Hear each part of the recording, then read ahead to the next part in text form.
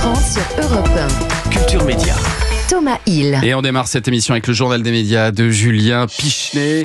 Et les audiences, pour commencer, il y avait le Premier ministre hier sur le plateau du 20h de TF1. Est-ce qu'il a mobilisé les foules ? Gilles Boulot recevait le Premier ministre François Bayrou pour évoquer entre autres la dette de la France ou le vote de confiance du 8 septembre. Vous avez appelé les représentants des partis d'opposition, qui ne sont pas de votre parti, à venir vous voir à Matignon pour consultation à partir de lundi. Mais pourquoi ne l'avez-vous pas fait avant ? Parce qu'ils étaient en vacances.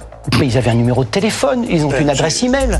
C'était le moment fort de cet entretien. Près de 5 400 000 téléspectateurs l'ont suivi.